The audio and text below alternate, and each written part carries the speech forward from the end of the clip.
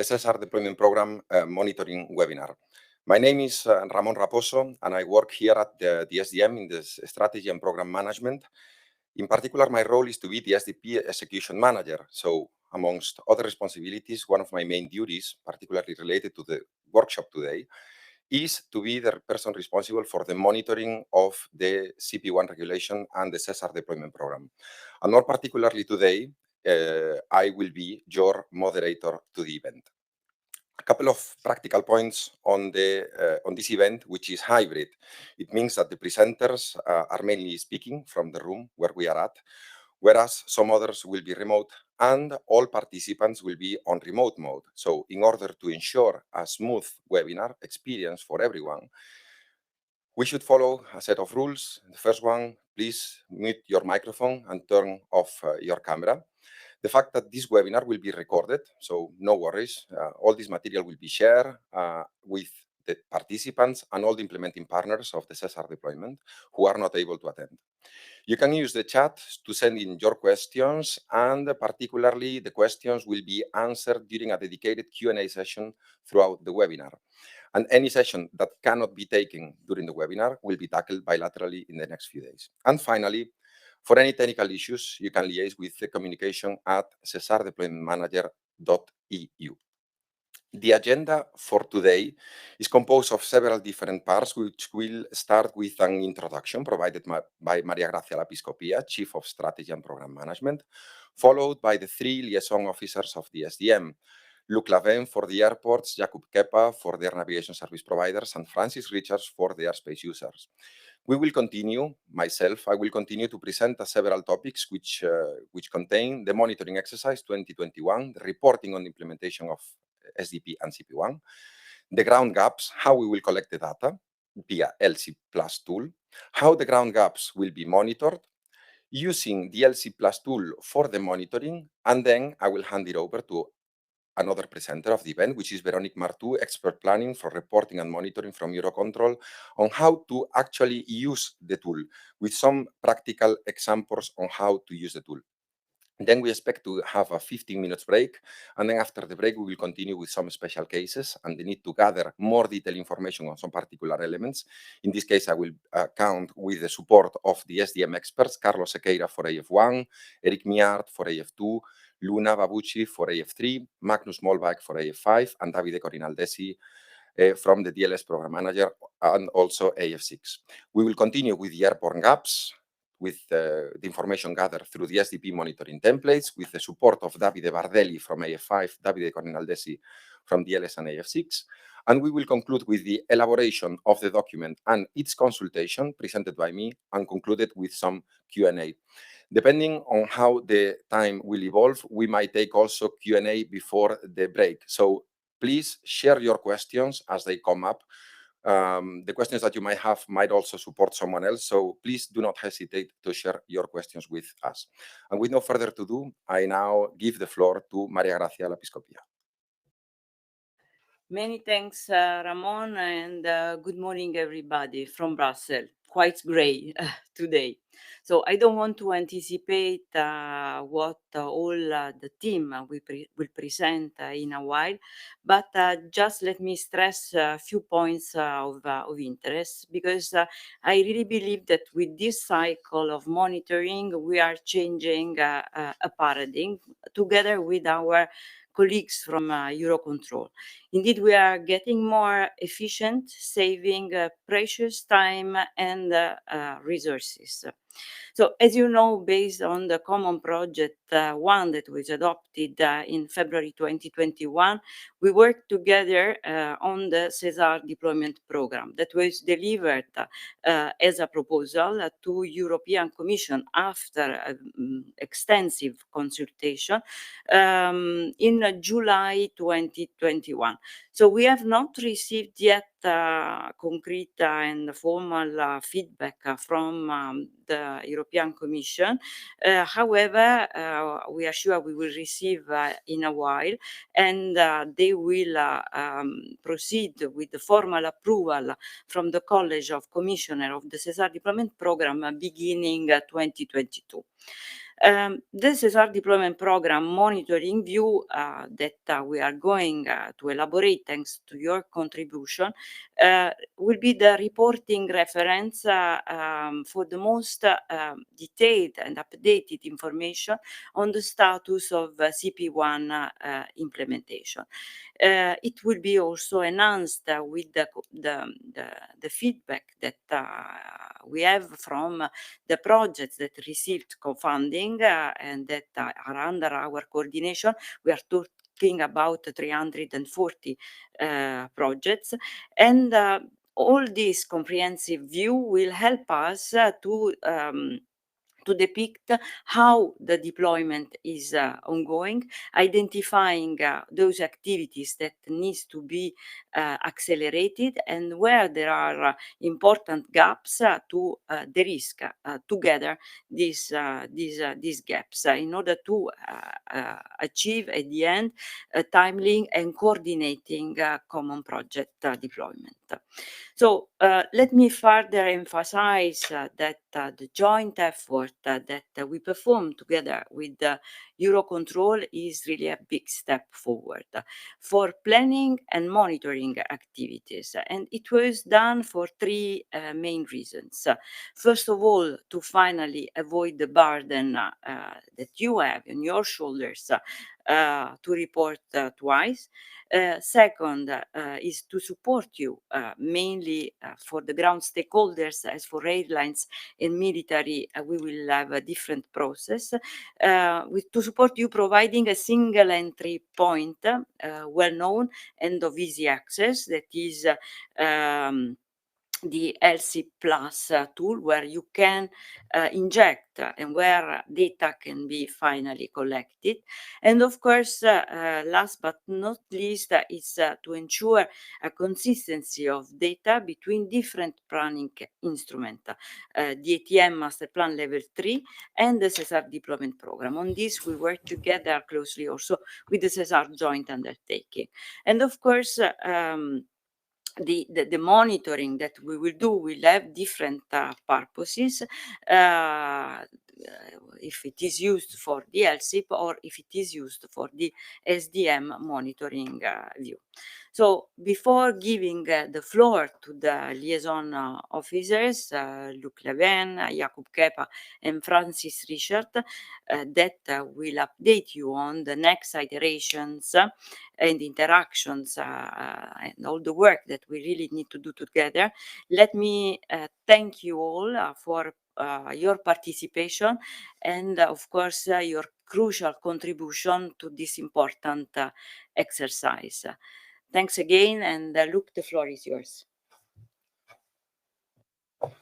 Thank you very much, Maria Grazia, and from my side, a warm welcome from Brussels. We're in the same grey environment as Maria Grazia because we're sitting in the same room. So I'm Luc Leven. I'm coordinating the effort for the airports in the SESAR deployment manager.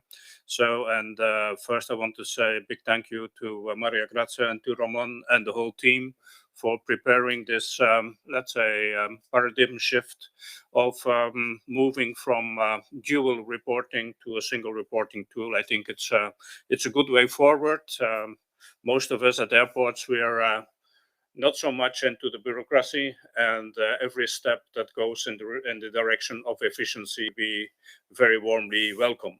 So since the launch of the first monitoring exercise in 2015, airports have been quite involved in providing their technical contributions to make sure that the SDM had a kind of view on where we are with the implementation initiatives.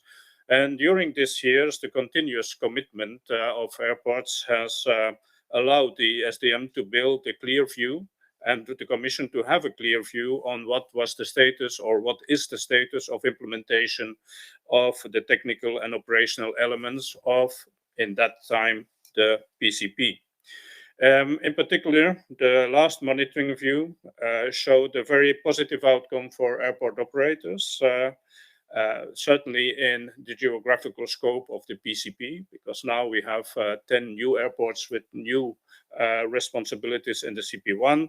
But the last monitoring view gave us a very good result, as more than 80% of all the gaps that were in the PCP were either closed or in ongoing and on the way to be closed.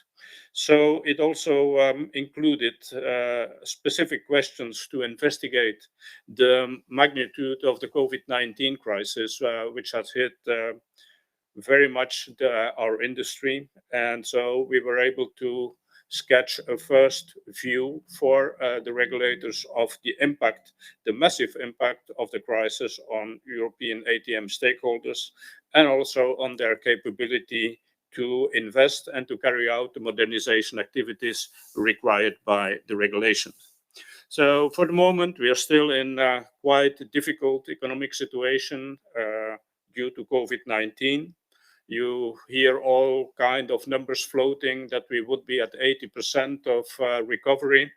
This is not the case for airports. Airports have to earn their revenue from passengers.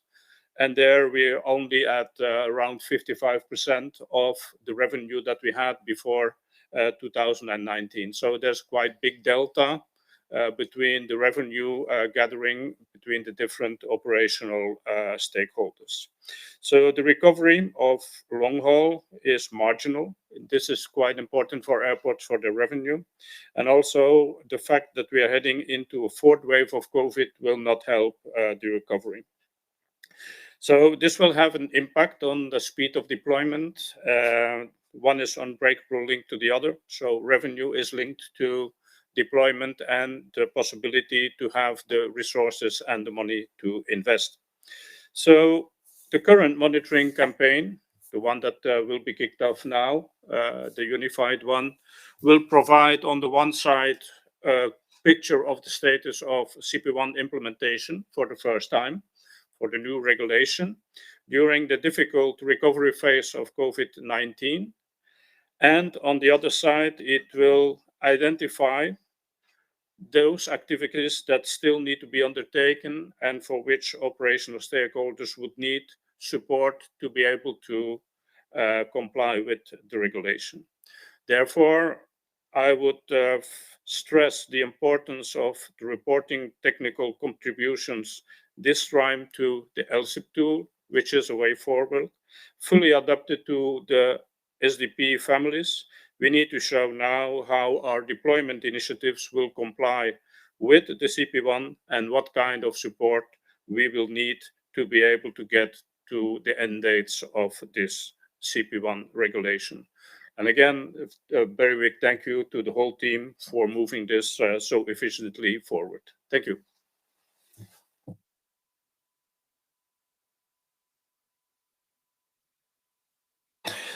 So now we can continue with the liaison officers, in this case with Jakub Kepa from the air navigation service providers.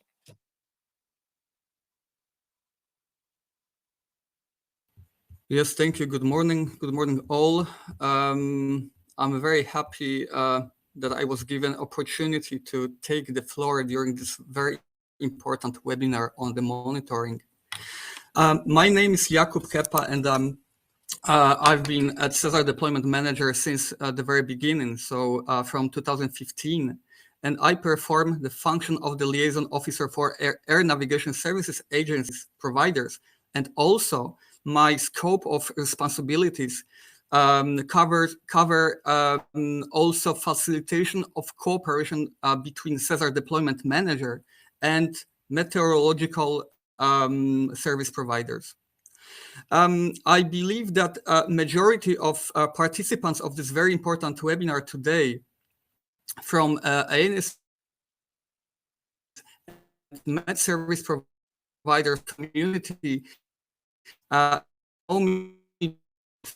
or from numerous or in the this topic really but mostly on monitoring subject matters.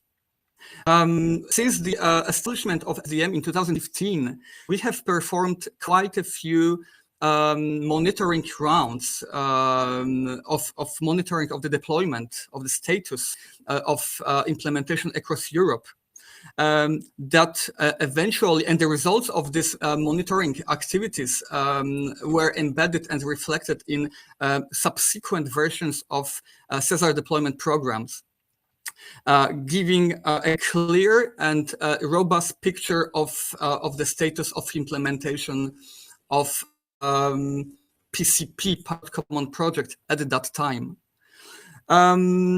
But I would like to be very clear that the results, the very positive, informative results of monitoring exercises in the past would not pass out you stakeholders, service providers, because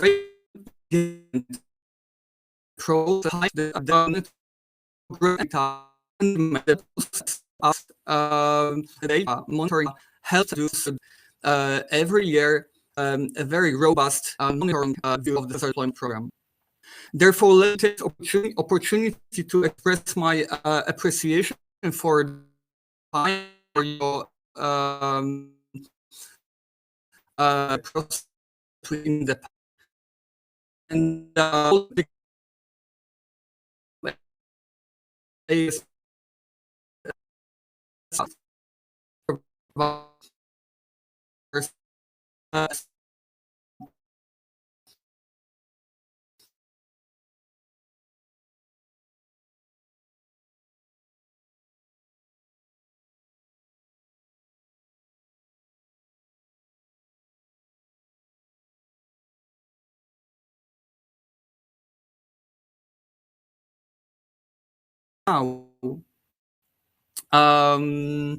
we have a new Common Project 1 regulation in place, and we all need to well prepare for P1 monitoring and reporting process.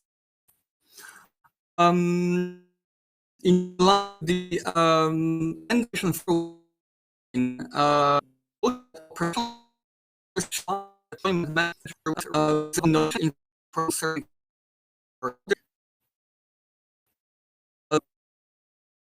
action up to date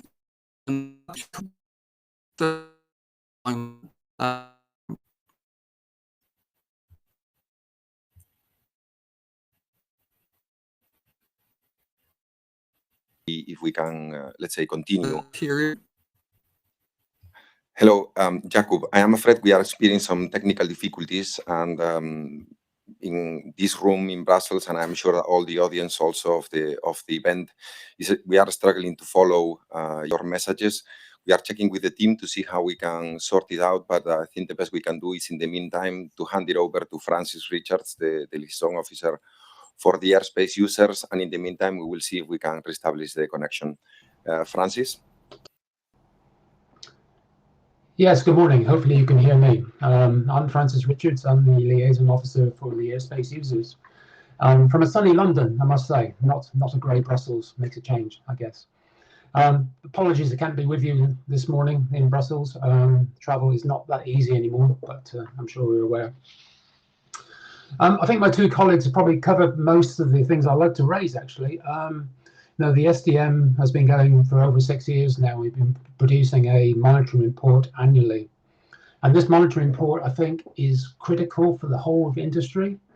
It is a real reference to go to see where we are in the state of play on deployment of the Pilot Common Project and now the PCP Common Project 1. It is a reference, and more often than not in industry, we want to know who else is implementing technology so that we can match that with their own capability. So I think this document is critical in that process. But I also reflect on the state of the industry. I think Luke touched upon it earlier. The industry has been through a really difficult and dire time over the last 18 months, 2 years. And I've lost many, many friends, colleagues from the various airlines I talk to on a regular basis.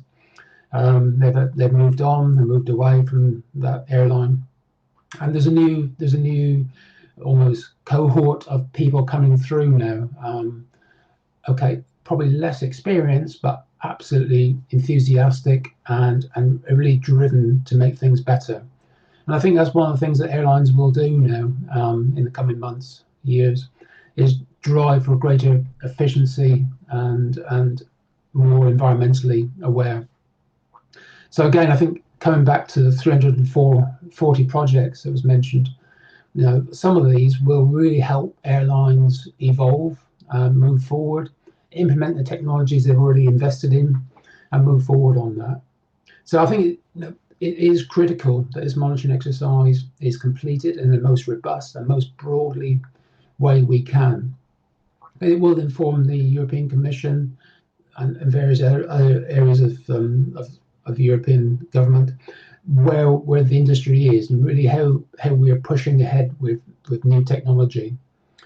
I know Ramon and the two Davidis will go into more detail on the airspace airborne gaps piece later on, but I really want to implore anyone today from an airline, please, you know, do your best and make sure that we can show that the airlines are really pushing ahead with Common Project 1, PCP, and really trying to make a difference for the whole of industry to make it more efficient and more cost effective. I'll hand you back to Ramon now, and thank you very much for your time this morning.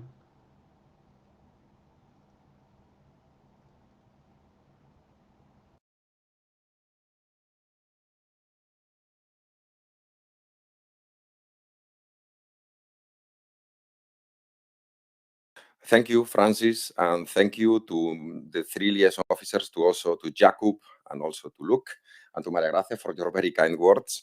It's a shame that we couldn't clearly listen to Jakub, but we will look. We had some technical difficulties, and we will look to the means to sort this out at a later stage during the event today to also hear clearly his important messages. So once again, thank you for your support and your words.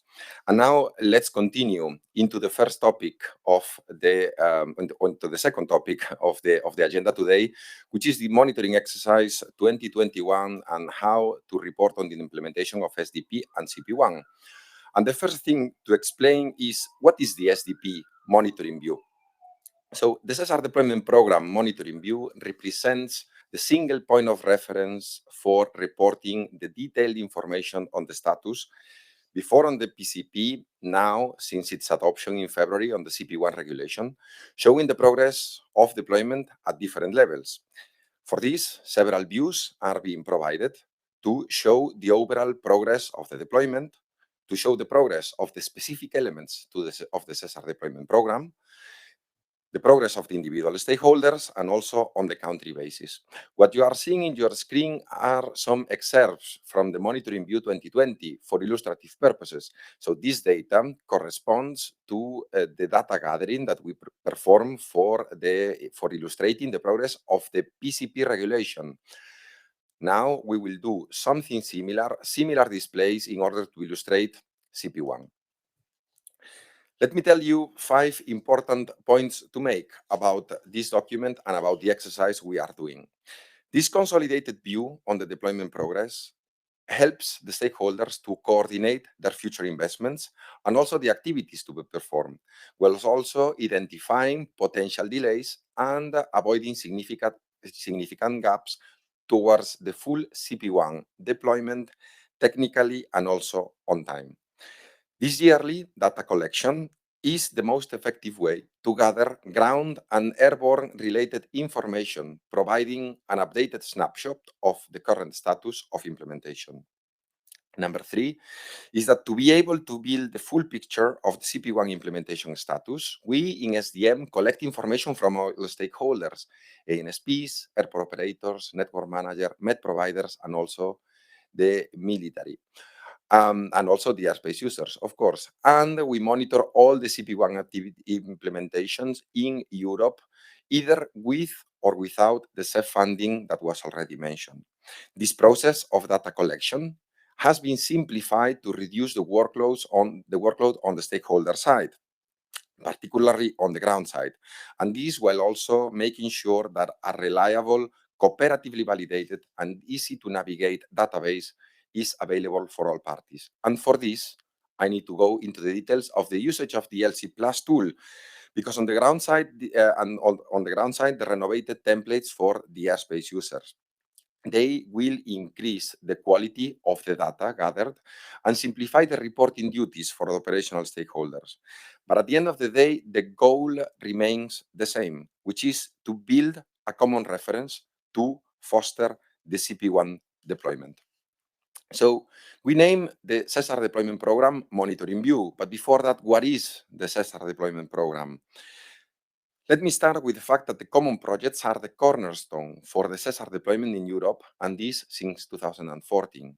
The ATM stakeholders are mandated by this regulation, this European regulation, to implement specific functionalities and technologies within specific target dates. The technical details, to do so, it is needed that the technical details, standards to be followed, materials to be consulted, that all the information to modernize the systems and procedures is available. Also, a unique implementation roadmap to be respected by all the stakeholders impacted by the regulation. Additionally, detailed indications and examples on how to carry out this deployment. It is needed also a consulted and agreed plan to sequence and synchronize deployment activities amongst all the different stakeholders that have already been mentioned and listed during the workshop. Requirements and specifications to facilitate the access to EU funding, the Connecting Europe Facility funding, to support the ATM modernization. And finally, a monitoring tool for the CP1 investments, identifying gaps to be covered and potential delays. For this, we have the SESAR deployment program, which acts as the common reference work plan to ensure that the local investments are fully coordinated and harmonized at European level. It encompasses all sorts of information regarding the common project's implementation. After the CP1 adoption, the SESAR deployment program was delivered after a long and extensive consultation, after around 700 comments processed in 2 full rounds of consultation and the full support of the ATM stakeholders community, to DG Move in July 2021. As Maria Gracia mentioned, it is expected that the approval could come in the first semester or at the beginning of 2022. In the meantime, its provisions, content, and the scope already represent the blueprint for all the CP1 related investments in Europe.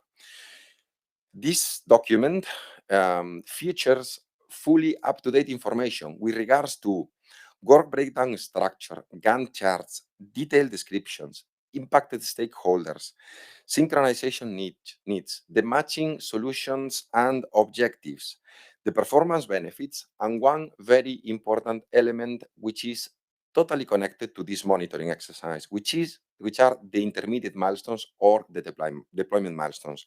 I'll go into those elements later on. The scope of the program comes from the CP1 regulation, and basically in the regulation, the 6 AFs are defined.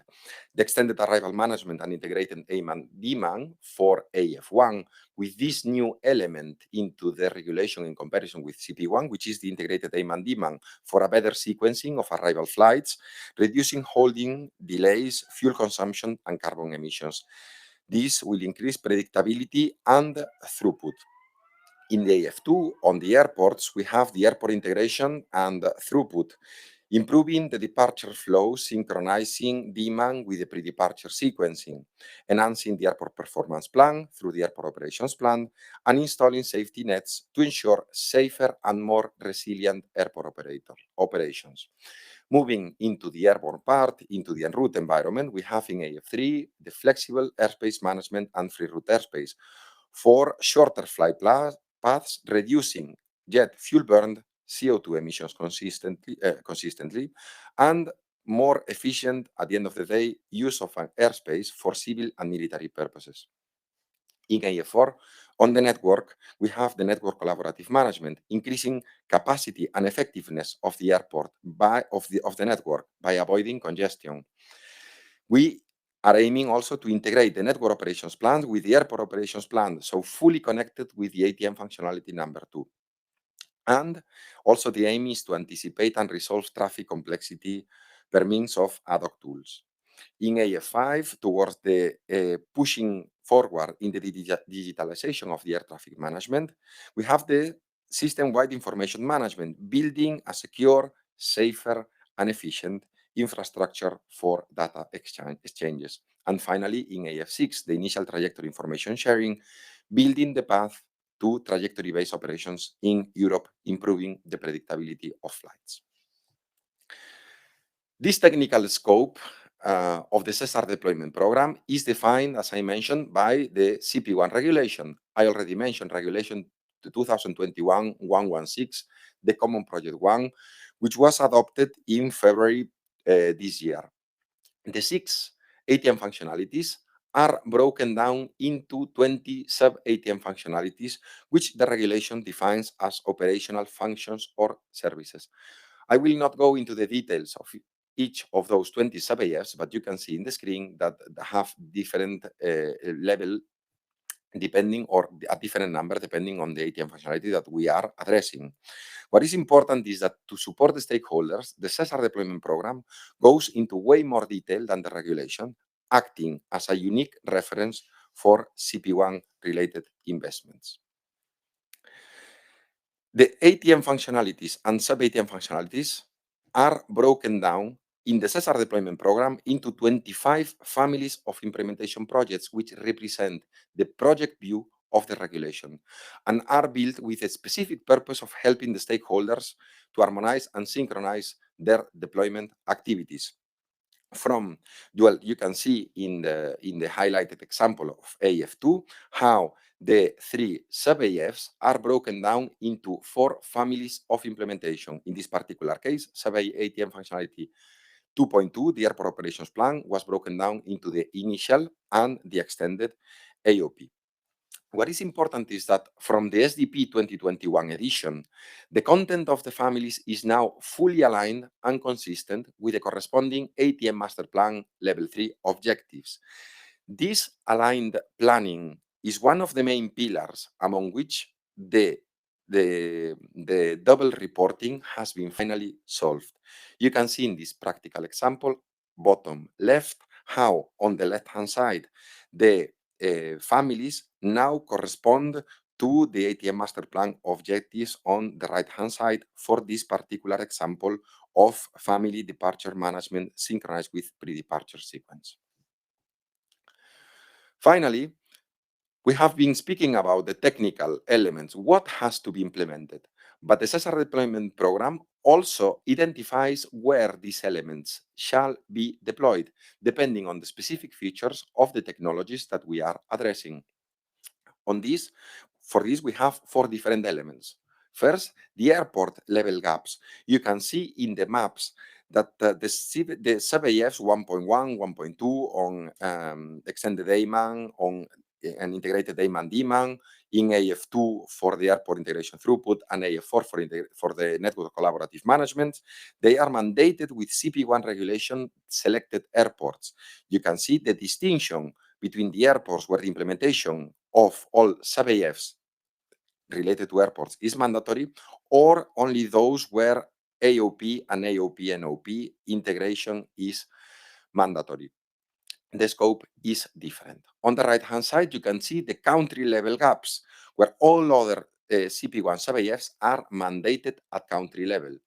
This picture here shows the countries which are mandated according to the CP1 regulation and the bilateral agreements already signed, in this particular case, that one for Switzerland. Also, we have the airspace users gaps, those related to the need for implement the airspace users. As you can imagine, the geographical scope is distinct from those at country or airport. And finally, the gaps which are applicable to the network manager, which we are also tracking. This gives the full picture. And one final element to contextualize the Sdp monitoring view, which are the implementation projects that Maria Gracia already mentioned. Because as SESAR deployment manager, we are not only responsible for monitoring the CP1 deployment, but we are also tasked to support the operational stakeholders in their implementation initiatives, specifically for those projects that are supported with EU public funding within the same framework, whose set of information also integrates and supports these monitoring activities that we are dealing now. Some key figures to contextualize this set of projects. These projects represent 2.7 billion of overall investments for ATM modernization, with 1.25 billion of EU co-funding grants, coordinated into 8 actions, 2 of them which are already concluded. All these 341 projects are expected to deliver 12 billion euros of performance benefits until 2030. And this in a unique partnership of 93 European stakeholders, representing all the stakeholders within our community.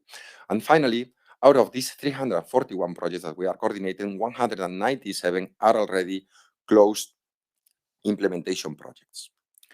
So we have finalized with introduction, with the contextualization of the exercise, and now we are moving into the ground gaps, how we will collect the SDP data via the LCIP Plus tool. The gaps.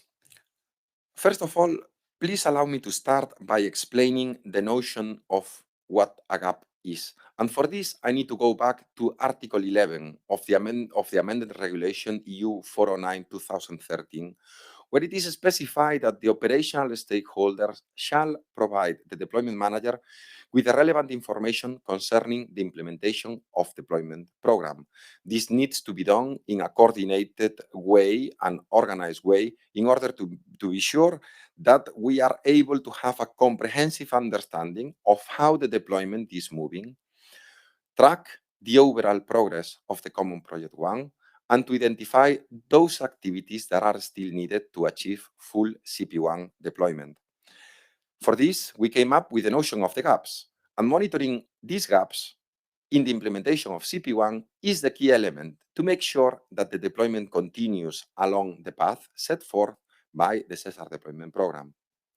A CP1 gap is defined by the combination of the technical or operational elements to be deployed, in this particular case, the families that we have already discussed, and the geographical location where it shall be deployed, an airport, a country, an airspace user, or by the network manager. So it's important to bear in mind, it was already mentioned several times, but it's always good to keep this in mind. A gap is a combination of a technical and a geographical scope. Continuing in the notion of the gaps, according to the scope and the provisions of the SESAR deployment program, the CP1 implementation gaps are clustered into 2 key categories on the basis of their geographical scopes. On one side, we have the ground gaps. The ground gaps contain the airport, country, NM, and EU-wide gaps. And on the other side, the airborne gaps for the airspace users. Because of their specificities, our ways to monitor them and to track them are different. In the matrix that you are seeing in front of you, you can see on the left-hand side, on the roads, all the different families contained in the SESAR deployment program, which correspond to the project view of the regulation. And on the columns, you see the 5 different gap categories defined in the SESAR deployment program. So we can have airport gaps, we already discussed them, together with the country gaps, airspace user gaps, and gaps for the network manager. You can see in this matrix which are the gaps corresponding to each of these particular geographical scopes. And also the first column that we have, which is one particular case, which is the EU gap for family 511, the common swim PKI and cybersecurity in EU. This is an exception because of the specific way of addressing this family, which is done EU-wide. So for this, we have addressed this particular gap, EU. With all this information, we can have several different, let's say, examples that I want to provide to illustrate what I mentioned. For example, family 112, the AIM and DMAN integration in Paris-Charles de Gaulle, or family 321, the initial free route in Spain, and some other 2 examples, random ones, which is, for example, family 421 interactive rolling knob for network manager, or Family 311, airspace management and advanced flexible use of airspace for the airspace users. So how the ground gaps will be monitored? For this, I have to come back to the SESAR deployment program. So to measure the status of each CP1 gap, we monitor the status of the deployment milestones, which, as I mentioned in the slide related to the SESAR deployment program, are contained in it for each particular family. Monitoring these elements lead to the full deployment of a specific family when they are all completed. So, and thanks to the updated edition of the SESAR deployment program, these deployment milestones are now fully matching with the stakeholder line of actions, or SLOAs, included in the ATM Master Plan Level 3. I mentioned before the first pillar on solving the double reporting, which was the matching families with objectives. Now we have the second pillar, which is the fact that the SLOAs and the deployment milestones are now fully corresponding. Depending on the nature, scope, and relevance of each deployment milestones, a specific weight has been assigned to ensure that the progress is adequately tracked. In this particular example, continuing with the example of Family 222, which is the extended AOP, we have 6 deployment milestones, some of them weighing as little as the data quality service with 10% for the accuracy and integrity of the data, and as high as 25% for the training when all the relevant staff is trained. When all these deployment milestones are completed, then the family is fully deployed in for this particular stakeholder in this particular geographical location. Collecting information from the relevant operational stakeholders on the status of these deployment milestones allow us, the SDM, to build a dedicated views per stakeholder. So what's left for each stakeholder to do to comply with the CP1 regulation and what has been done already, and the overall status of the implementation gap. So what's left in the specific airport or country to build the full implementation of the family. Because in most of the gaps that we just mentioned, we have several stakeholders contributing to it. Hence, the importance of the synchronization and coordination role that we perform at the SDM. Let's go into one example. Family 222 extended AOP implementation in Lisbon Airport, because Lisbon is one of the 10 new airports included in the CP1 scope, where the extended airport operations plan shall be put into use by December 2027. According to the provisions included in the CP1 and in the SESAR deployment program, the stakeholders impacted for this particular case in the implementation of this family is, on one side, the air navigation service provider, and NAV Portugal, and the other side, the airport operator, ANA Aeroportos de Portugal. To track the implementation progress, the monitoring activities need to collect data from both for the specific family from both the stakeholders. And for this also, the SDP assigns the same weight to both stakeholders, 50% each. You can see in this particular example, please bear in mind that all the data is fictitious for illustrative purposes. We have the different deployment milestones that we saw before, the 6 of them, and there can be different situations depending on where the stakeholders are on the deployment milestones specific to this family and to this particular stakeholder on the ANSP and the airport operator. In this particular case, we've used a combination of deployment milestones completed, some others planned, some others not yet planned. Combining the milestone status and the weights to build the individual stakeholder status give us the perspective of the stakeholders status, how much is completed, how much is ongoing plan, and how much is not yet planned.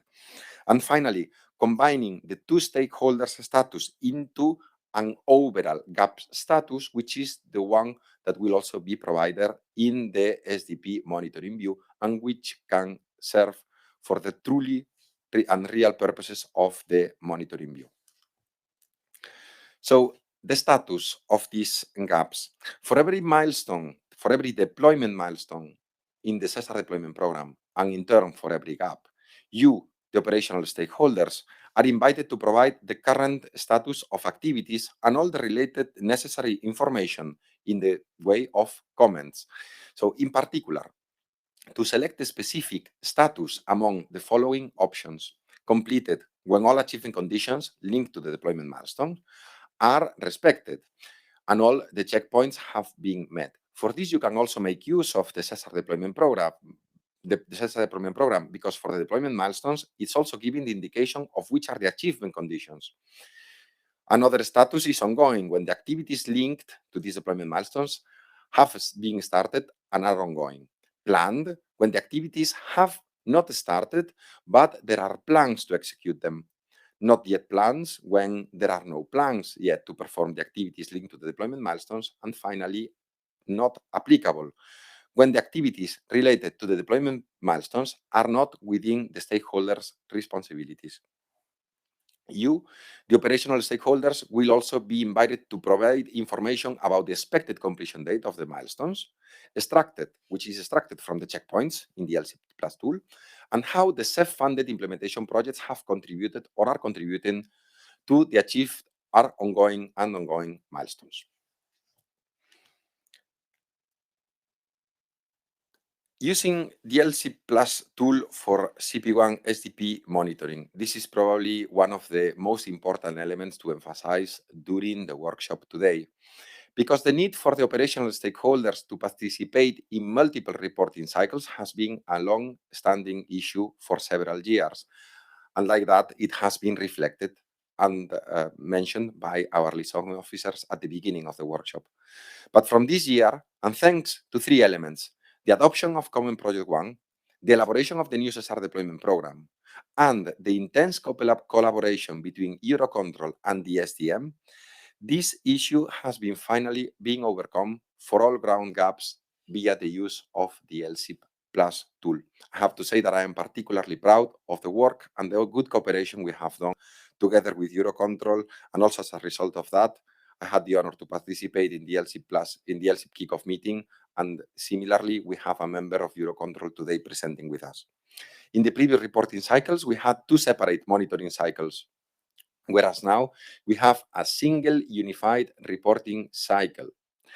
We had two different cutoff dates, whereas now we have a clear and common cutoff date. We had two separate entry points and data gathering tools, whereas now we have a single entry point for all ground data referred to ATM modernization. And finally, we had the ATM Master Plan Level 3 objectives and the Sdp families only aligned to a maximum extent, whereas now, I already mentioned, the full alignment is finally achieved. Building on the work that started in the last years, SDM and Eurocontrol will continue to perform our own tasks, building our respective documents, but you, the stakeholders, will now report only once, saving time and resources to ensure full consistency of data across all the reporting. For the monitoring of CP1, the SESAR deployment program monitoring view will be fed with the same data of the LCP reports. To ensure the reporting activities linked to the CP1 and the SESAR deployment program are smoothly and easily manageable in LC+, the associated taxonomy of the SESAR deployment program has been fully integrated, so the taxonomy of the families and the deployment milestones. This taxonomy is clearly visible, so the matching objectives and families are clearly shown in the tool, both with regards to titles and numbering, in this particular case, Airport Operations Plan. Also, thanks to the alignment already mentioned in several occasions of the STP and the ATM Master Plan Level 3, every deployment milestone has a corresponding SLOA. And finally, the codes and the names of the deployment milestones are also clearly visible on the tool. And in this particular case, I want to stop for a few seconds in the codes used for the deployment milestones, because they are new, not shown before, but they are easily followed and traceable on what they represent.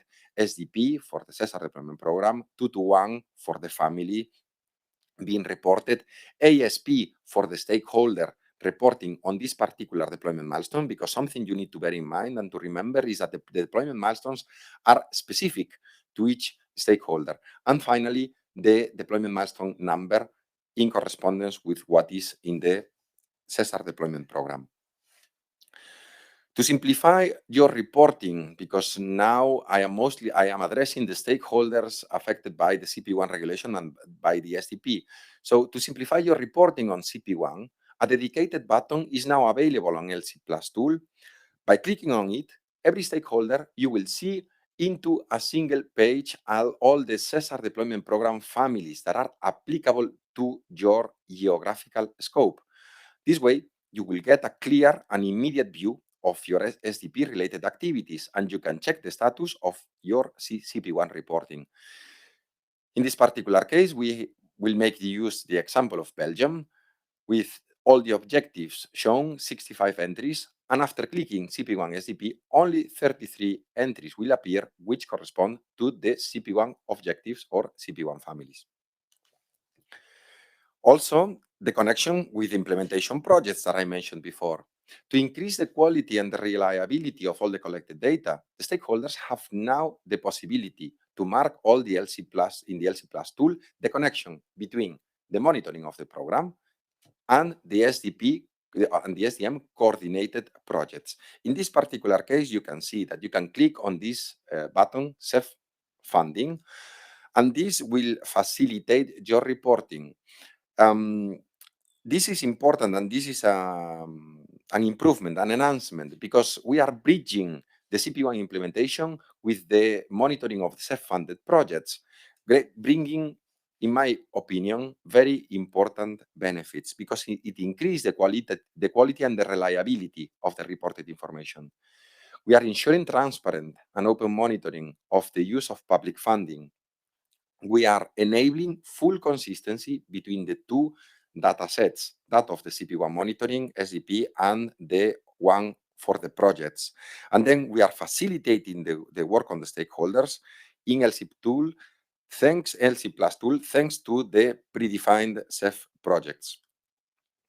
And then also the final slide in this particular set from my case, which is that to better coordinate, support, and synchronize the deployment activities in the upcoming years, we are also thoroughly monitoring the potential impacts on the CP1 implementation linked to the COVID-19 crisis. We have already heard in the introduction the relevance and the severity of this crisis in our stakeholder community. For this reason, one of the purposes of the exercise is to collect detailed information about the specific effects that the pandemic has brought to the planning, execution, and the timeframe of the CP1-related implementation initiatives. For this, in the comment, you are invited to report the impacts of this crisis, in particular when it led to delays in or replanning of the activities. Within each family, you can see in the comments field at stakeholder level, you are kindly requested to provide your input, and if you could explain also the amount of delay and illustrate the type of impact, if it's a financial impact because of the cost-containing measures, an organizational impact because potentially health protection measures or lack of resources slowing down the activities, or business-related impacts related to local needs reconsideration. And now, I have the honor also to introduce our guest speaker for today, which is Veronique Martou from the planning team in Eurocontrol. Also, Veronique's presence is a good example of the good cooperation we did together. So, Veronique, all over to you. Thank you. Thank you. So, good morning, everybody. I'm here to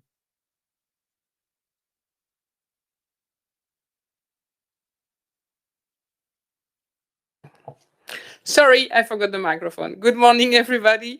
So I'm here to explain to you the practicalities of the tool, the LC Plus tool, and how to use it in the reality.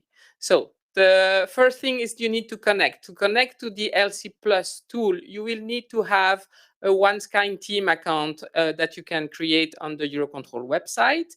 And from there, you will need to click on the LC Plus database URL that will lead you to the homepage of the LC Plus database. There, if you have any issue connecting, you can always contact the LCIP support team, which is the email address that will be handed over in the material, which is lcip.support@eurocontrol.int. Then when you are arriving on the homepage of the LC Plus tool, you have the full summary of the process, the timelines, but also useful links to the European ATM Master Plan portal, the regulation, all the links that can be used for your reporting. You have also a summary of the different counters of the warning, the change request that I will explain later on, and also of the open objectives not allocated yet, not reported yet. Then you will see that you can arrive to the implementation objective page. On the top bar menu, you have a specific tab, which is implementation objective for the family, the SDP family belonging to the ATM functionalities 1, 2, 3, and 5. For the AF6 families, you have a specific dedicated tab, which is called AF6 DLS questionnaire. So you click on one of those. When we go in the implementation objective tab, you see that you have the full list of objectives. As explained by Ramon, you have a specific dedicated button, which is called CP1 SDP, where you can click so that you will filter out only the CP1 objectives. And there you will see the SDP families displayed with their code and their title, and then the corresponding objectives. If you want, you can always also filter on the top bar menu of the implementation objective page, selecting the objective type, CP1, and then the applicability area, and there you can filter by the type of stakeholders you are. So when you click on one of the objective link, this will open the specific family. And there you will have the Sdp family structure. The family structure is done on a tree level, and there is 3 levels. So there is the state airport level, which is the Sdp gap level, and should be reported by the nominated national LCIP focal point. Then you have the stakeholders and organization level, and the DM stakeholder line of action level, which is the Sdp deployment milestone level, and it needs to be reported by the stakeholders. You see that then when you can click on one of the deployment milestone, you will arrive on the different deployment milestone level. So at the top, you always have in the tree structure the state or airport level, and then the stakeholders and organization level. The progress, status, and percentage and the implementation date are automatically calculated and are based on the input data done at DM level. The structure is done, it's a bottom-up structure. So here we see the top level. Then at the second level, we have the stakeholders level, where INSPs, airports, MET, and AIS can report the data. And there they can also add all the comments like Ramon just explained to provide the rationale behind any delays in implementation or COVID situation, but also specific details on the implementation. Then on the next level, you see the deployment milestone level, where for each deployment milestones, you can identify them by the family number, the stakeholder category, and the deployment milestone number. There, the stakeholders are requested to select the correct progress status for the deployment milestones by choosing between the different propositions. It's a drop-down menu, and you select if it's completed, ongoing, planned, not yet planned, or not applicable. In addition to that, the stakeholders can check the little tick box for the CEF-funded projects. And when this tick box is ticked, then a drop-down menu will open with the list of the relevant CEF implementation project for these deployment milestones, for this state, and you can select, or multiple selection can be done, the relevant projects. At DM level, the computed percentage is based on the achievement of the different checkpoints. So this is the third level, the fourth level, I would say. This is the deployment milestone level, where each deployment milestone is split in different checkpoints. And here, the stakeholders are requested to select the relevant options for each checkpoint, so replying to the questions by either yes, no, or not applicable. And then also to give the implementation date or the planned implementation date, so that this can be automatically calculated for the objective. And also here, stakeholders can add in the comment field and provide more details on the implementation. So the latest implementation date determines the deployment milestones implementation date. We also ask the stakeholders to always save their work at each step, so not to lose any of the reported data. Here, when the stakeholders are finishing, they have updated all the fields. Then when the stakeholders feel it's totally finalized, they must push the button stable. So, and this button needs to be pushed at all three levels, at deployment milestone level, at stakeholder organization level, and at state or airport level. The database is open since the 21st of October, and stakeholder can already start reporting on the implementation objectives.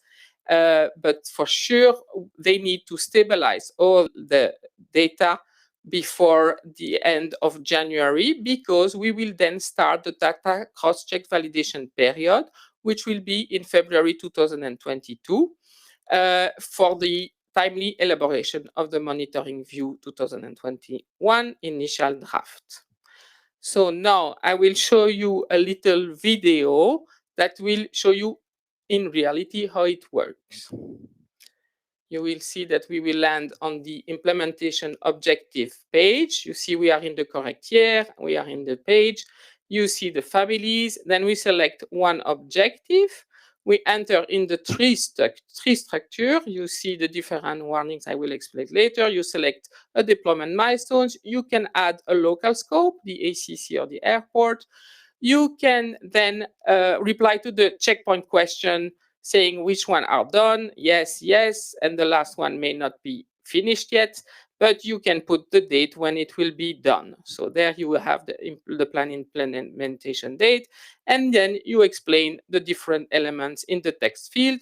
You select the progress, the status, so it's ongoing, and you can say that there are some safe project linked to that objective. So you select them in the menu, drop-down menu, and then you say it's stable, I'm finished for that objective, and you save your work. And that's it. For these deployment milestones, you have a message which shows you that it was done. Then we go back to the slide. So that's how to report on the data. So now we will look into how we will also communicate during the process.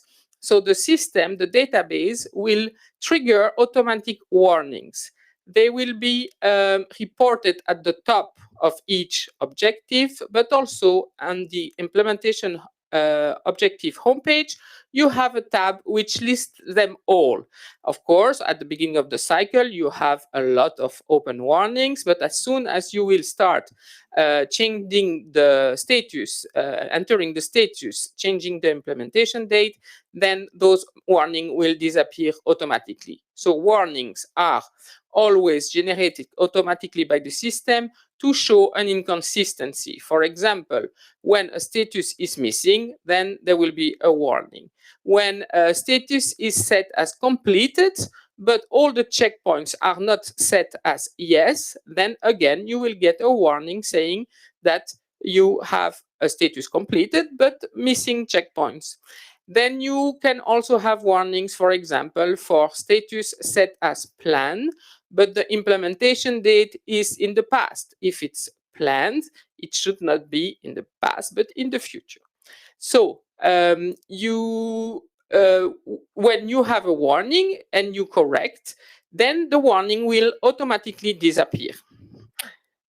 Another way of communication and for the quality of the data is the cross-checking, and during the cross-checking of the data is the change request. So during the full LC Plus cycle and until the freeze of the database, we will use the change request to have the full traceability of the questions and the clarification and the correction. So change requests are created manually in the system to ask the stakeholders to provide further clarification or ask for modification of the reported data in case of inconsistency. These change requests can be created by the SDM monitoring team or by the LCIP contact person for the specific states. There is a possibility to subscribe to the notifications by email in case of any update of the change request, so that you don't need to always go in the LCIP database to check all the change requests, but you will receive an email saying that something has changed. Again, the change requests are at the level of the objectives and the deployment milestones and the state, but also there is a complete list of all the open change requests in the implementation objective homepage, and there is a specific tab for the change request. When the correction has been done in the database, then the stakeholders can input their comment in the change request and also ask the SDM monitoring team or the LCIP contact person to close the change request.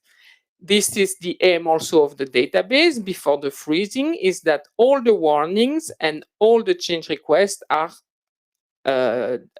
set to 0, so that there will be no more warnings and no more open change requests in the database before the freezing. So here also I will show you a little video how it is in the database. So here you have an objective and you want to add there is an inconsistency between the implementation date and the status plan. There is a lot of warning, but this objective is stable. So there is a problem. Also, the comment says it will be finished in 2020. So the LCIP contact person, for example, or the SDM coordinator will add a change request, enter their comment in the text field, and then save the work. Always save your work in the LCIP database, and he will subscribe to the change request. So he's sure. He will close the change request. And here you see that 0.1, meaning there is an open change request. Again, we save the work. So then the stakeholder will receive this information, and he will change the input in the database, and then he can enter adding a second text field in the change request saying I have addressed the changes, I have updated the status or the date, and I ask you now please close the change request. This is solved. And this keeps the full traceability, and it is saved and closed, and then the SDM coordinator or the LCIP contact person will close the change request. So this is for the change request for the communication, and this will be done intensively during the data cross-check validation period in February. Next one, sorry, it's me.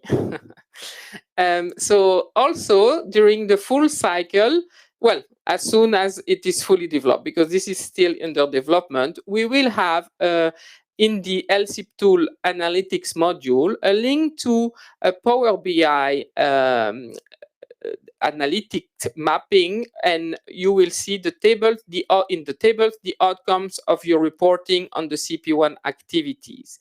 The calculation, like explained by Ramon, with the data aggregation will be performed on the basis of the agreed weights of the deployment milestones and the stakeholders. And the detailed information you see on the analytics modules, the status, the percentages, the dates, etc., will be fully reflected into the SDM monitoring view 2021.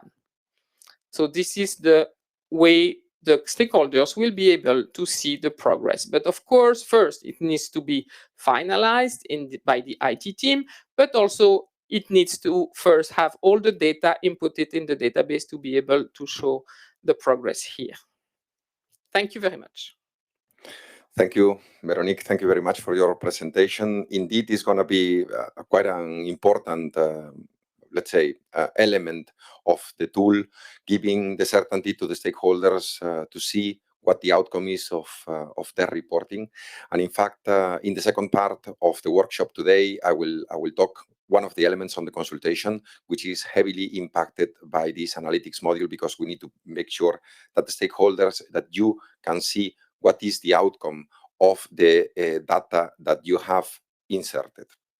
So, Veronique, thanks for your presentation. Very illustrative. I'm confident that we are giving to the stakeholders the reassurance in how to use the tool and how this new cycled, now unified reporting cycle is working for all our stakeholders community. We planned a break at 11:20, but we have a few minutes. We are a few minutes earlier.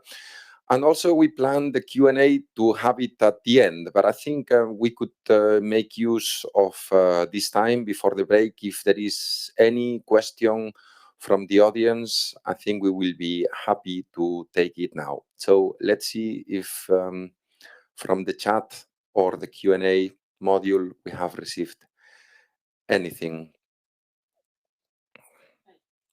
So the question is, how can we select the relevant ACC for each deployment milestone? So Veronique, I think you, with your awareness of how the tool works, you are better placed to address it. Yes, so at deployment milestone, so SLOA's level, you always have a field which is called local scope. And there you can select either the ACC or also the specific airport to which the deployment milestones apply.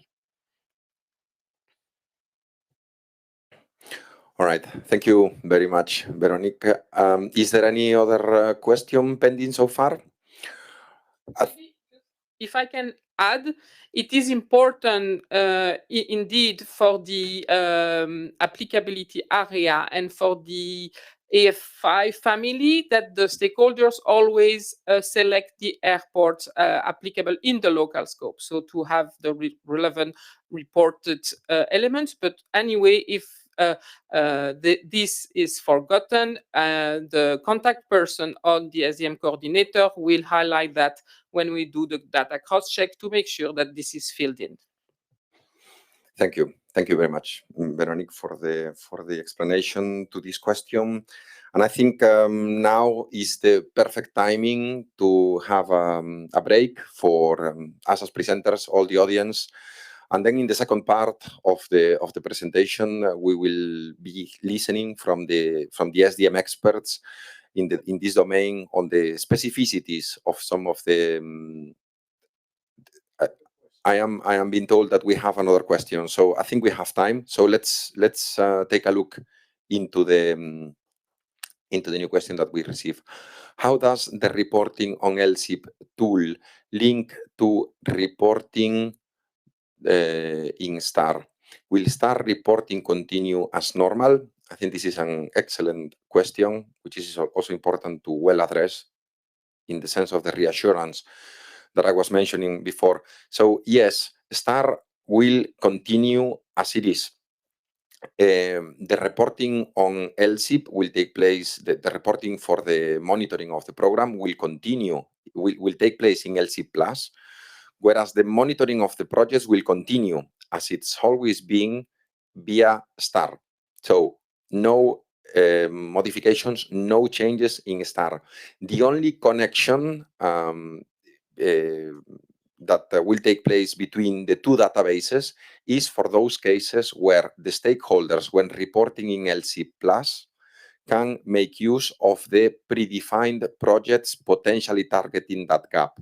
Because in the presentation, I already mentioned that in the tool, in the LSIP Plus tool, when you select that CEF funding is contributing to that particular gap, you will have a set of projects which are predefined. this predefinition comes from the gaps targeted by that project into STAR.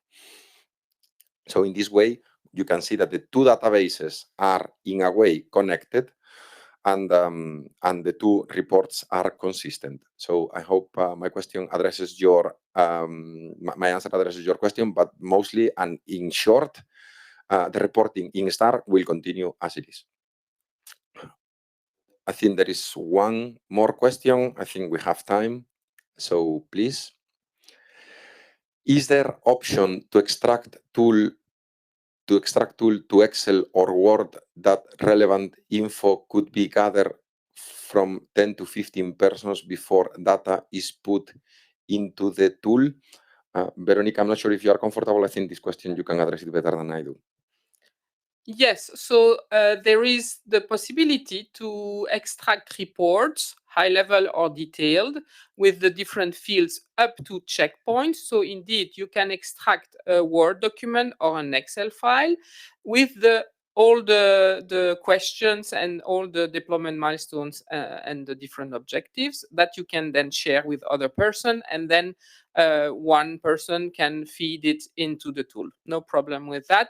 It is on the top bar menu where you have the implementation objective page, a little bit between that page and the AF6 DLS questionnaire. You have a tab which is called reports. You select the reports, and there you have a filtering where you can select the different options. In fact, you select the objectives, you select the stakeholders, you then select you can select if you want to see only the non-stable info or the stable info, and then you just press push. You push generate the report, and then it may take a few minutes, and then you get the report in Excel or in Word. Thank you, Veronique, and special thanks to the audience for the engagement, the excellent questions that they have came up with, which I think totally deserved our attention. So it's 18 minutes past 11. I think we are fully on track of the expected agenda for the day. So what we will do now is we will take a 17 minutes break, and we will resume at 11:35. So far, thanks everyone for the engagement. Please continue to share your questions, and we will continue with more relevant data after the break. We will start 11:35. Thank you.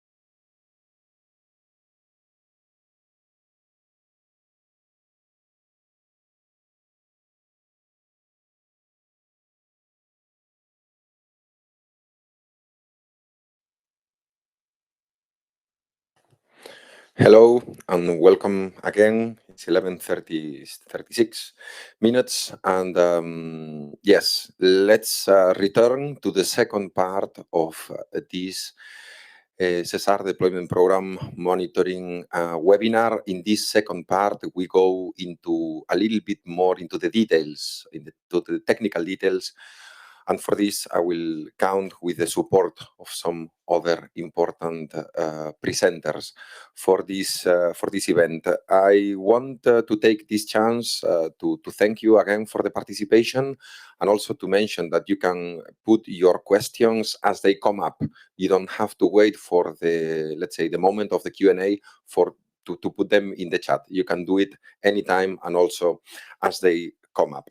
So, continuing into the details of the event today, we will go into the special cases because, well, there are many peculiarities, and in the particular case of some of the CP1 and SDP elements, the overall monitoring approach has been integrated with some adjustments to better reflect the specificities of certain ATM functionalities and individual families. So far, we explained the general approach. Now we will go into these special cases. Such adjustments result in specific questions with the goal of collecting more detailed data and better reflecting the implementation of the implementation status. And for this, I count with the support of several of the SDM experts that I am really thankful and honored to have their presence and also their contribution. In AF1, we have the specific geographical scopes, so tracking extended AMAN deployment at ACC level. In AF2, understanding the distribution of the responsibilities in the CP1 airports. In AF3, the detailed and targeted questions on the enhanced free route case. AF4, but also affecting AF3 and AF5, the alternative deployment options, so reporting on the chosen implementation path. In AF5, building the view per family and per swim service. And finally, in AF6, a detailed questionnaire for data link and AF6. So with no further to do, I can give the floor now to Carlos Sequeira, our expert from the airspace users on AF1, who will take you on this particularity. Carlos. Thank you, Ramon. So first of all, a very good morning to all of you. I would just like to introduce myself. My name is Carlos, and together with my colleague Mukul, I work for the Cesar Deployment Manager on the AF1 family as an airspace user expert. So I'm here today, as mentioned by Ramon, to provide you with a brief explanation regarding a specificity of AMAN in the monitoring view activity. As you all know, arrival management extended to en route airspace, or as we refer to extended AMAN, contributes to the airport and the TMA performance by extending AMAN horizon to a minimum of 100 nautical miles from the arrival airport. So this provides the monitoring activity with a peculiarity. Although the geographical scope is based on the airport location, there is also now a need to gather information as well as data based on the ACC applicable for each airport, as well as adjacent ACCs. So to illustrate the specificity, we brought an example which you are able to see on the slide. In this case is Palma Airport. As soon as we extend 180 nautical miles on its horizon, we see that adjacent ACCs, in this case Barcelona and Madrid, will have to be included, and vice versa. So if we would be looking at Barcelona Airport, of course, Palma and Madrid would also have to be included, and so on. So what does this mean for our stakeholders? When reporting in the LC Plus tool, you will also have to report the deployment milestones for each ACC. And you can see a screenshot of the LC Plus tool on the slide, together with a few points. The first point is the point that I've just mentioned. The second point is perhaps one of the most important ones, and it says ACCs can be selected from the drop-down menu in the local scope field. And this is the emphasis really here. You will have you will have to select the ACC on the local scope and then do your report there. As SDM, we will combine all the different scopes to build an overall status of each gap. Also, as a note, I would just like to point the fact that information will also be reported at the ACC level for the AF3 families, and this is to measure the detailed status of implementation within each country. Also, the data associated to certain AF5 families will be collected both at country and at the CP1 airport level, and this is in order to build the best reliable picture. But my colleagues Luna and Magnus will cover these on their presentations. I guess it's all from me now. So thank you for your attention, and I'll hand you over back to Ramon.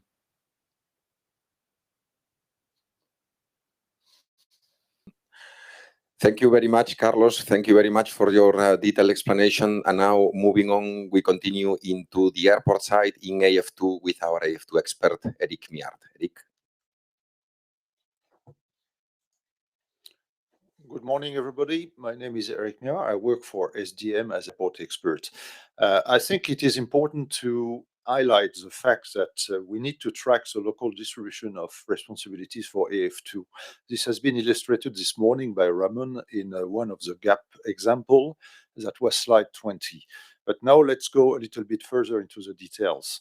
Actually, for all AF2 families, both the air navigation service provider and the airport operators are requested to report on the same deployment milestones. This is more or less illustrated on the right side of the slide on the table. This is due to the fact that the areas of responsibility of the two stakeholders categories may differ in different operational environments, and that depends on national and local arrangements. For instance, in UK, sometimes the NSP has delegated responsibility to the tower and the airport operator, while in some other states, the NSP is totally split from the airport operator.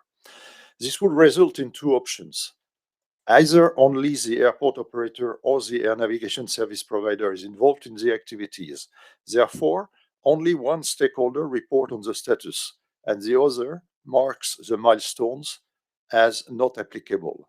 It's very important the two are filling in the milestones, even with non-applicable for one of the two. The other option is the fact that the activities are shared between both NSP and airport operator. In that case, both stakeholders report on the status, indicating on the comment field an explanation about the working arrangements. And you may see that, for instance, for DM3, the deployment milestone 3 operational procedures developed, both airport operator and ANSP have reported. While, for instance, for the supporting CTAC, CIMAC system implemented, only the NSP is concerned. The airport operator is not applicable in this case. It's just an illustration, of course. It may definitely differ for each of the airport concerned. Now, what is also important is that all milestones shall be covered by at least one stakeholder, as illustrated in the example on the right. Last but not least, there are similar situations in other families, especially with let's say family 1-to-1, AMAN-DMAN integration, where most of the time airport operator and air navigation service provider are involved.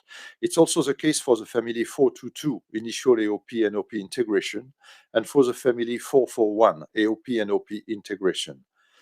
And both those families are several stakeholders are concerned. And in that case, it's not only the airport operator and the NSP for the family 4-to-2 and 4-for-1, it's also the network manager. So this concludes my presentation. I will now give the floor back to Ramon. Thank you for your attention. Thank you very much, Eric. Very appreciated for the explanations. And now moving into AF3 with our expert in AF3 from the ANSPs, Luna Babushi. Luna. Good morning, everybody. I hope you can hear me. I'm the ANSP's expert for AF3 together with Andreas Reinschmidt, who is connected as well. So this special case is about the family 322, the enhanced free route airspace operations, and also it's related also to the objective AOM 21.3.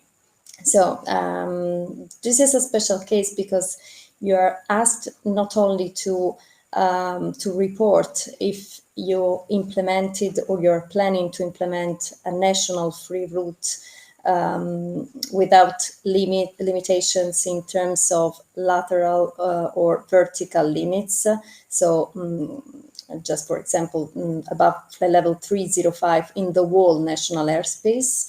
But there are other two important elements in this DM and this family to be compliant with the CP1 that are related to the cross-border dimension. So you need to implement also the cross-border dimension with at least one neighboring country and the free route connectivity with TMAs. So to monitor these two aspects, we need you to fill this information in the comment field. So if you have already implemented the cross-border dimension or the FRA connectivity, we ask you to write what you implemented and with which countries you already implemented this free route cross-border dimension. In case you are planning to implement both these two items, we ask you to fill your plans and also to indicate what are the countries you are planning to implement cross-border with. And the next slide is okay, thank you, is about the options that are available for different families. This is the case for family 311, 411, 431, and 521. Here, you as stakeholders are asked to choose one of the two possible options. In the example here in the slide, you can see DM2A or DM2B. So you have to choose one of the two options, for example, DM2A. So tick this one and indicate that DM2B as not applicable for you. This means that you comply with the implementation of the family, but also indicate what is the option you are going to implement. And this, together with the slide I've already presented, is important for us for creating a picture of the current situation and to work on the harmonization and synchronization in the medium and long term as SDM. Thank you. I'll give the floor back to Ramon.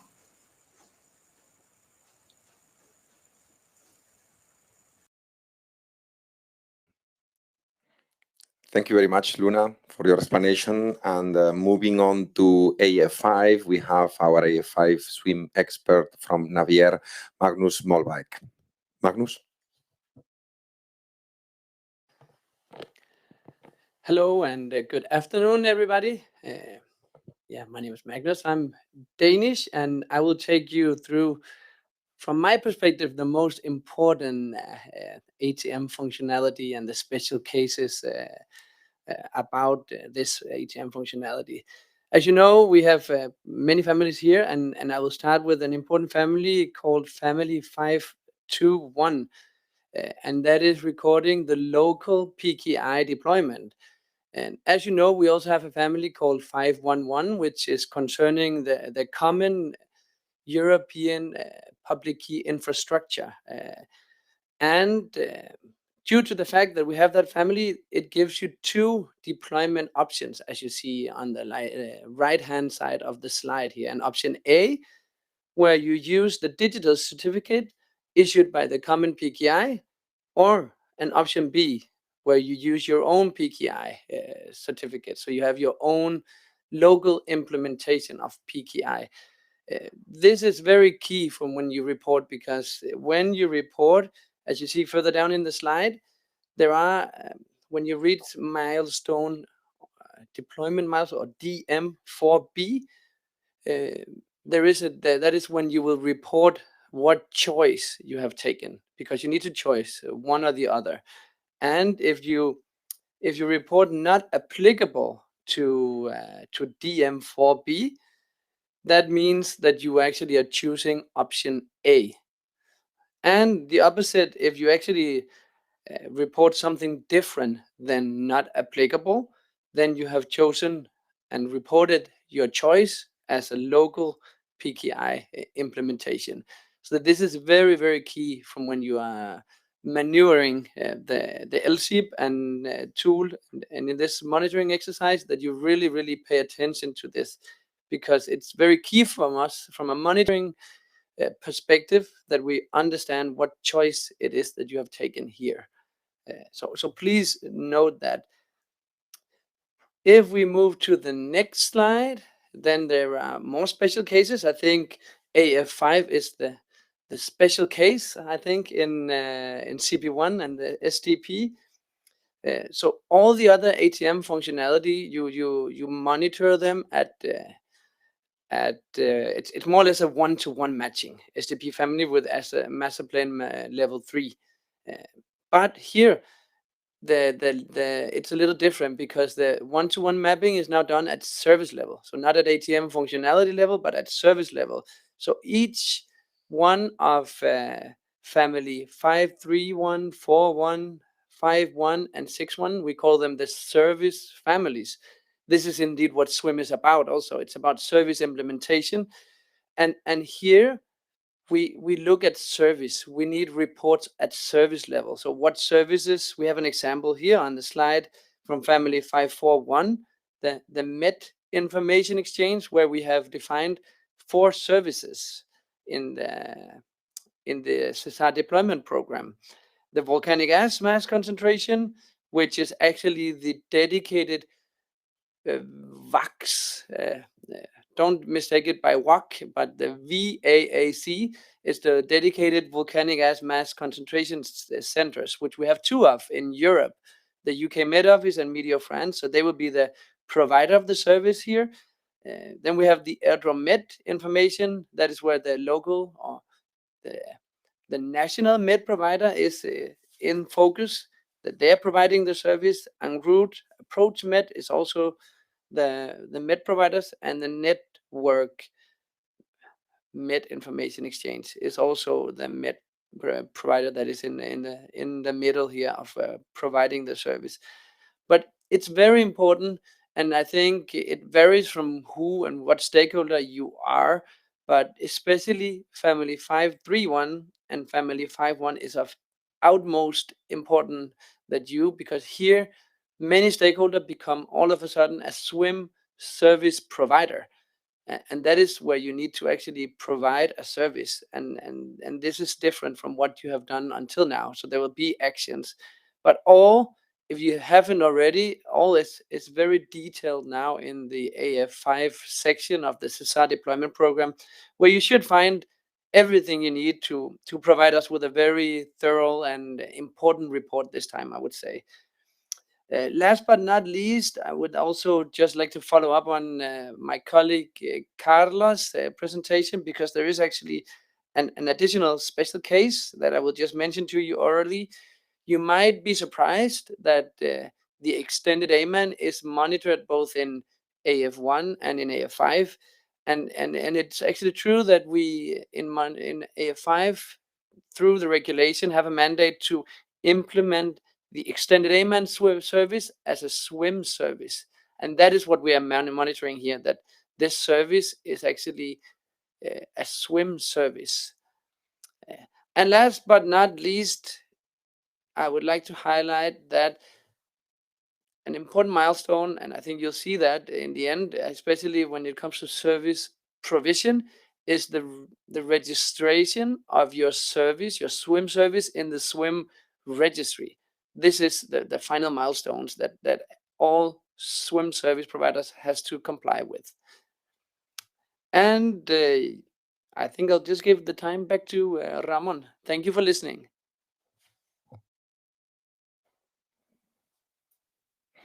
Thank you, Magnus. And to conclude in this series of special cases with the contribution of our very valuable SDM experts, we will conclude with AF6 and the monitoring of the data link services with our expert from ANSP, INAF, and the project manager of the data link services. Davide Coninaldesi. Davide? Thank you, Ramon, and good morning, ladies and gentlemen. My name is Davide Corinaldesi. I'm working for SESAR Deployment Manager as a DLS Program Manager and coordinating a group of DLS experts. I'm going to present you this special case related to the monitoring of data link and AF6 deployment. Why we have data link together with AF6? The answer is very simple, because data link is considered one of the main elements permitting the AF6 deployment. So the implementing rule 29 is considered a prerequisite for the AF6 deployment. And we, as SDM, we received a mandate from DG Move to become DLS implementation project manager since 2016, with the aim of boosting and accelerate the data link deployment.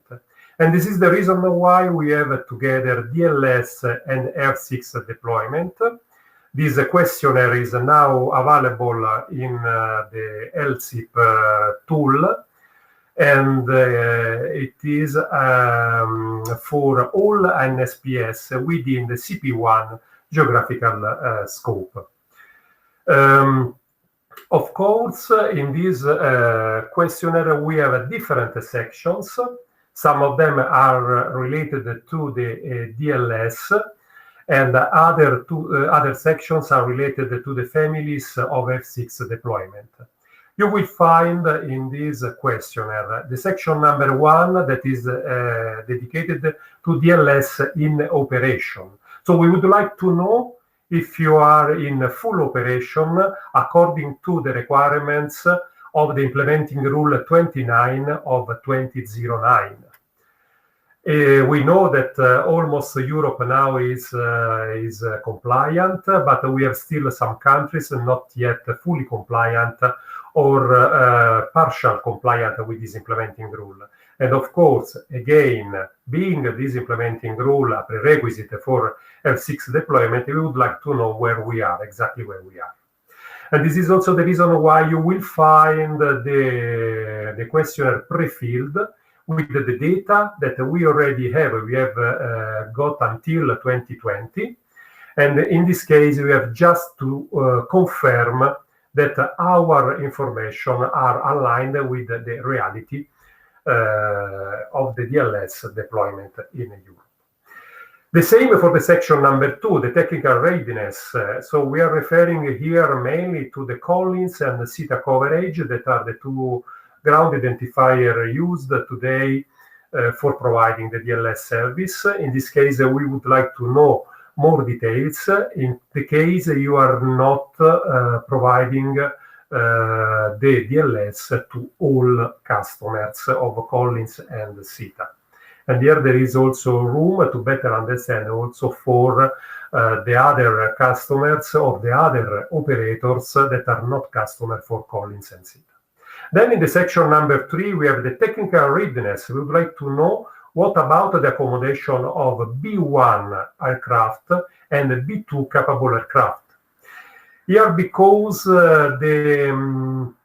we noted in the past that there are some differences managed on the ground in order to accommodate the logon of B1 only or B1 and B2 capable aircraft.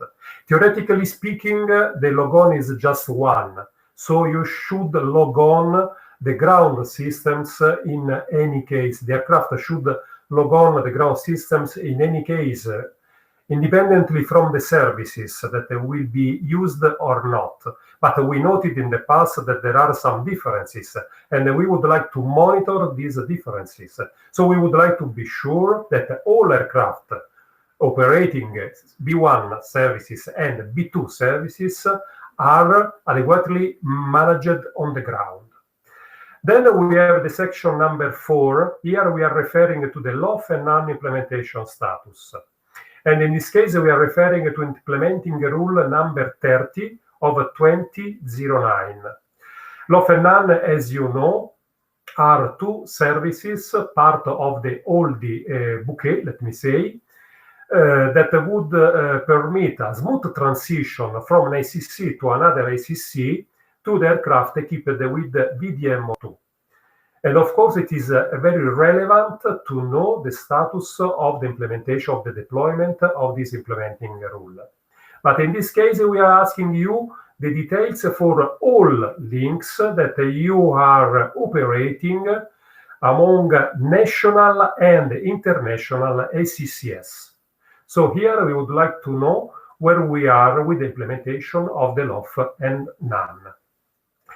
Then we have the section number 5, family 621, where we would like to collect information related to the initial and ground trajectory information sharing.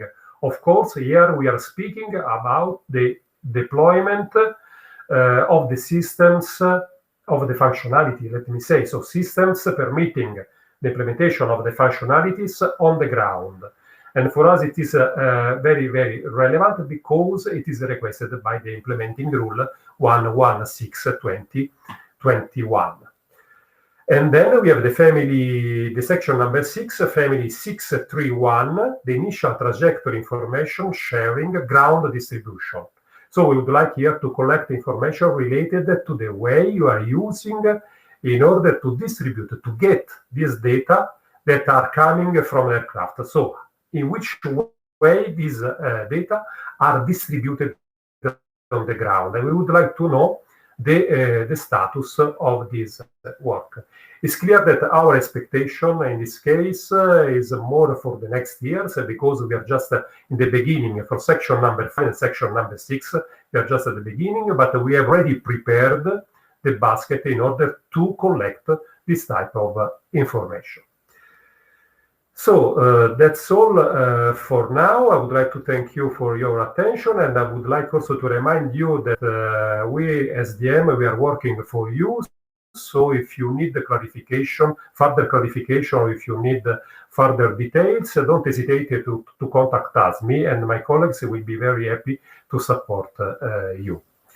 So Ramon, the floor is yours now. Thank you. Thank you, Davide. And I think I want to continue the meeting today, catching up on this last thing that you mentioned, that indeed we are SDM and we are here to support. So I want to extend the offer that Davide mentioned for AF6 and for Data Link on the support. Please reach us out for whichever question, whichever need for help that you might have from us. So far, in the workshop, in the webinar today, we have covered already the generics about the ground gaps. Thanks to the SDM experts, we have gone into the details of the specificities of the SDP for particular families. And now it's time to move into another very important element of the CP1 monitoring, which are the airborne gaps. The implementation of the SDP goes beyond the local ground deployment, and it also requires a contribution from the airspace users, both civil and military, and also from NM. So our monitoring activities performed on the LC Plus tool are complemented with additional data gathering tools and instruments to capture the contribution of civil and military airspace users and also the network manager.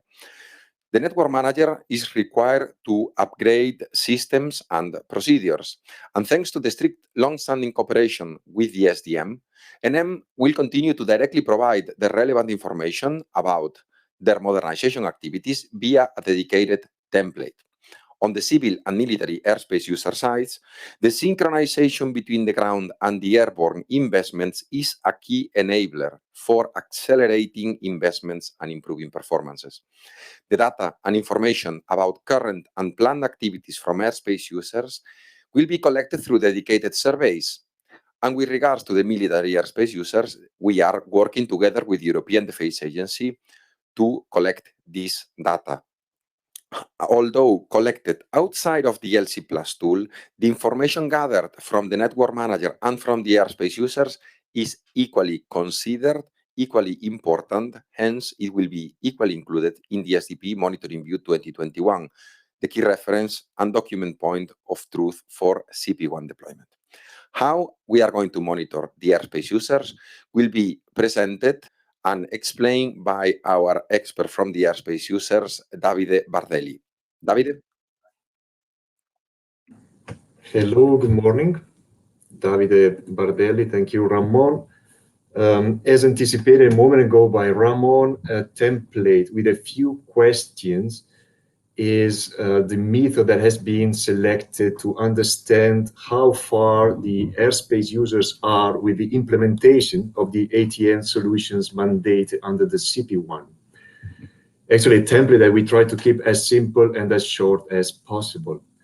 The template has been already distributed to the EU headquarters civil airspace users that are the ones that actually to which the regulation actually applies in the course of the last few weeks. We kindly invite you to return it filled in by December the 17th to the address that you see on the screen. Compared to last time, the template has been reorganized and it is composed now by 3 dedicated spreadsheets. The first one, the cover page, is used to report the company details and contact information you see on the left corner bottom. And it also includes all the guidelines to fill in the template and a specific field to share, if you like, how the COVID-19 crisis has impacted any ongoing implementation activity.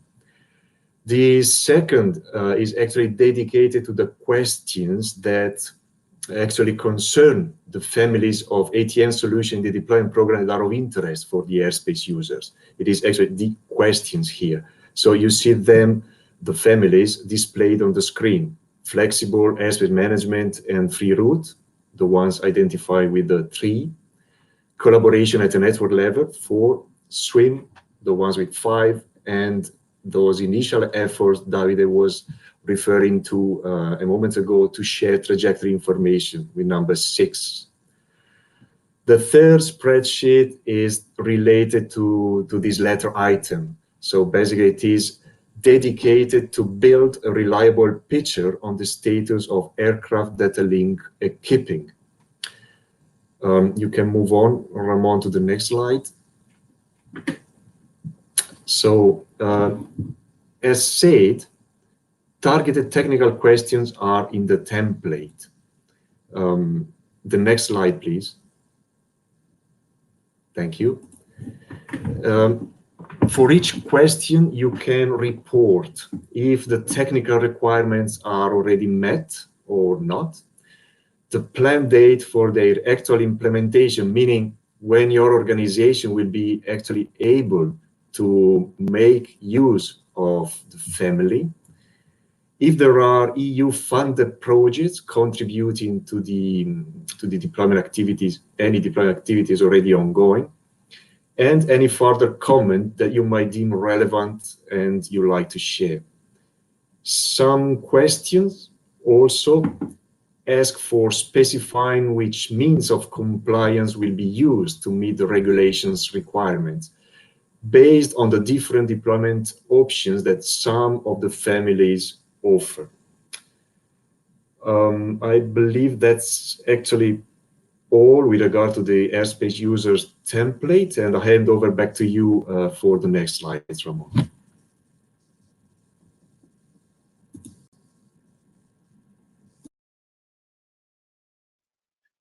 Thank you, Davide. Davide Bardelli, and now continuing with the monitoring of the airborne gaps, we will continue with another Davide who was already presented, that in this particular case AF6 and data link. Davide Corinalesi. Davide, back to you. Thank you, Ramon. Now I'm back to show you what about the monitoring of the family 611 and then the DLS. In this family 611, that is the initial air-ground trajectory information sharing, but now we are looking to the airborne domain. And in this template, we have technical questions together with a survey about the fleet status, because we would like to know at technical level where we are in the implementation of this, in the deployment of this family, but we would like also to know the impact on the fleet. So not only the technical status, but also the magnitude of the deployment. Here we have 5 deployment actions according to the deployment milestones that are associated to this family. And the stakeholders are invited to provide the information concerning their activities. And some of, for example, we are asking you, have you completed the flight crew training? That's a very, very clear question. Or the other one is, have you successfully completed the operational approval process? That means, are you ready to start to use this functionality? That's the point.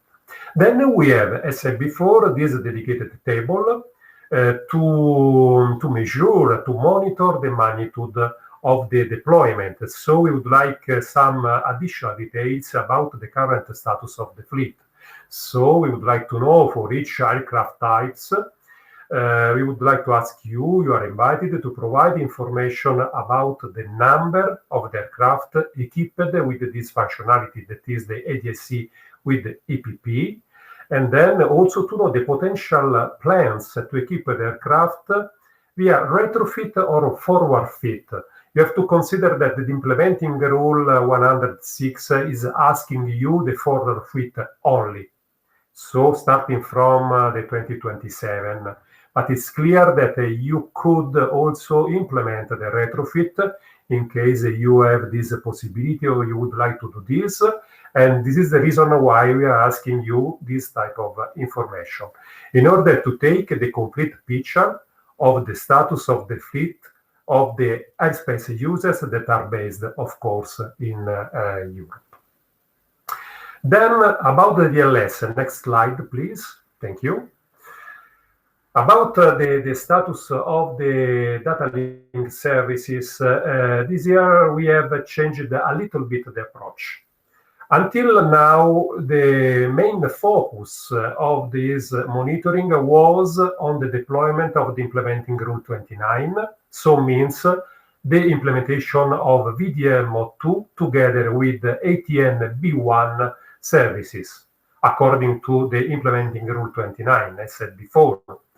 This year we are changing a little bit our scope of the monitoring related to data link services, because we are considering that almost all aircraft are equipped with VDM02, and in any case we have this type of information from the real flight data collected by the network manager. So again, we have moved our focus on other relevant information that would be very relevant for us in order to better prepare the future implementation of the CP1. So in this case, you are requested to fill in this table to measure the operational use of the data link services. And here, for example, we are asking also for the use of AOC. You know, AOC is not regulated by any implementing rule, but you know that the technologies are shared among ATS and AOC, and AOC are also relevant for space users. So we would like to know the impact on the media in using VDM02 for ATS and also for AOC. For example, we are asking how many aircraft are using only VDM02 for AOC. And then we would like to ask also for the different complementary technologies. If you already use other complementary technologies, for example, 4G for AOC just on the ground, And we would like also to know which type of services are you using over ACARS or pure ATS. For example, we have another question related to how many aircraft are using other ATS over ACARS. For example, is DCL part of CPDLC or Digital ATIS, that is a flight information service. So all of these elements are really relevant for us in order to build the picture, the real picture on what about is happening on data link services over VDMO2. But I would like also to ask you, what about the different complementary technologies? For example, we are asking if you have plans in order to use, for example, future SATCOM or other complementary technologies for both ATS or also AOC. The table is organized as before per aircraft type. And of course, we are asking this information to all airlines that are based in Europe. So you are invited to report the status of your fleet, indicating how many aircraft are using or intending to use complementary technologies, and then also to provide us other information related to the services. I hope this clarifies. Thanks again for your attention. So Ramon, the floor is yours again. Thank you.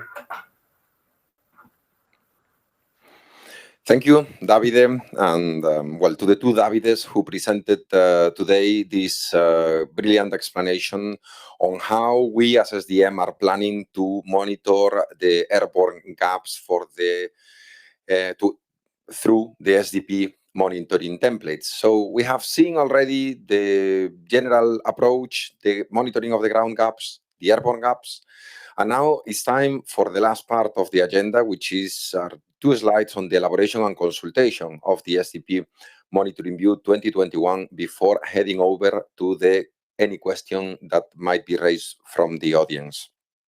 The process of elaborating, consulting, and delivering the Monitoring View 2021 is fully consistent with the overall LSIP plus cycle timeline.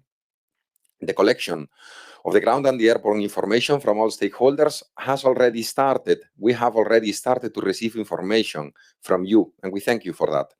And it will be open until the end of January for the ground stakeholders for the data cross-check and validation processes when they kick in. After a few weeks, to freeze and stabilize the data, the elaboration and consultation of the document will take around 3 months, leading to its delivery in May 2022. Let's look into the roadmap. So in October, we started the data gathering. For the airspace users, we are aiming to have the information towards the end of December in order to decouple the assessment activities. Then the data in LSIP should be stabilized no later than the end of January, but you can also do it any earlier than that. Then during the month of February, it will be the time for the SDM to perform, for the SDM and for Eurocontrol to perform ground data cross-check and validations during the month of February. And at the end of February, the database will be frozen, not allowing any further changes.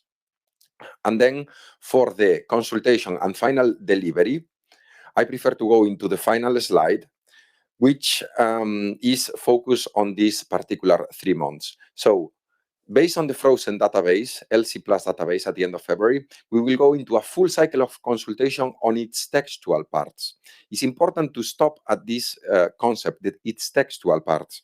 You probably recall in an earlier slide presented by Veronique Martou, she mentioned about this analytics module in LC Plus, where it will be displayed how the data inserted by you will look like. It's important that before then after you insert the data, you check how it's going to look like, because the consultation process that we will undertake will not include the data itself. And there is a very strong reason for that, because we are running 2 processes in parallel.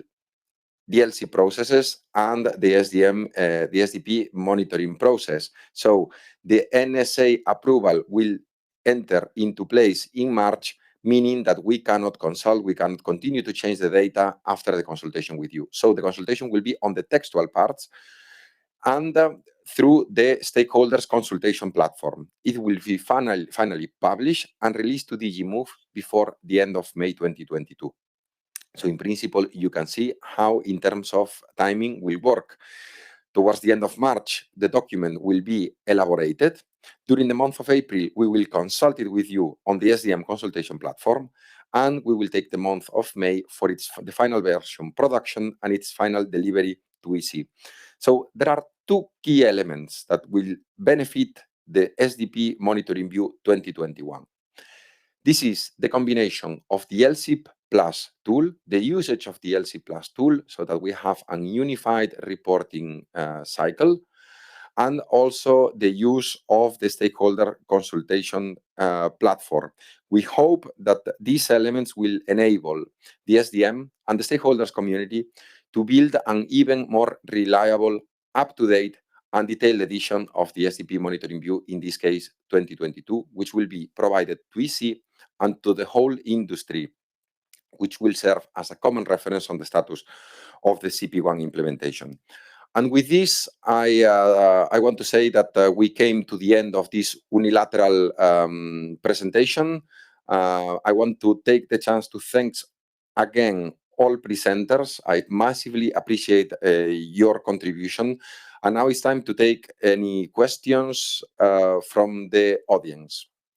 So I will start by reading out loud. Do we have to stabilize questionnaires as well? Is it possible to save some info first and then add info later if needed? I guess this question is related to the data link questionnaires. I think so, but Veronique, do you think you are well placed to address this question? Yeah, I can address. So you will be able to come back to the questionnaire and fill in more info until the freezing of the database. There is you can save the work, but there is no stabilization in the questionnaire. So you can work on it, and then you can always inform the SDM and the LCP contact person that it's finalized if it is finalized before the freezing. Thank you. Thank you very much, Veronique. Let's see if there are more questions. I think there are. So in case we are able to report and stabilize the required technical contribution already in November or December, will data be checked immediately or only later on in February? So I think this question is connected to the roadmap that I presented towards the end of today's webinar, when I mentioned that the stabilization should take place no later than the end of January. So indeed, there is a chance for you to stabilize whenever you are comfortable with the data inserted. In fact, I think it would come in the benefit of everyone that you stabilize earlier than the end of January, because the earlier you are stabilized, the earlier we will be able to look into the data, assess it, and provide comments, if any. By doing so, you would decouple, let's say, the assessment of this information, and you will get feedback any earlier. Because if you stabilize on the very last day of January, it means that you would your data would come into the main data bunch, the assessment of the main data bunch at the end of February. We would try to provide comments to you as soon as we can, but the time will be limited, because please remember that the database, that the LC Plus tool, will be frozen at the end of February. So I think this addresses the question. We can see if there is anything else from the audience. All right. So what will be the timeline after 2022? Will the annual updates to the monitoring view be published annually in May post-2022 as well?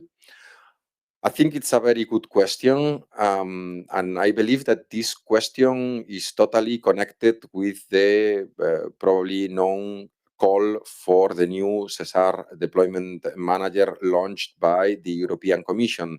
In fact, right now I am entitled to talk about the current SGA 6 Amendment 2, and in this particular case, we are expecting to deliver in May 2022. And unfortunately, in my current position, I am not entitled to speak of what's going to be happen later. I think now that we have opened the door for this unified reporting cycle, I think it would totally make sense that we continue to be working on a single reporting cycle in a unified roadmap, but is beyond my current competences. Next question, if any. In case I need support, who should I contact? The focal point, the contact persons, or the SDM?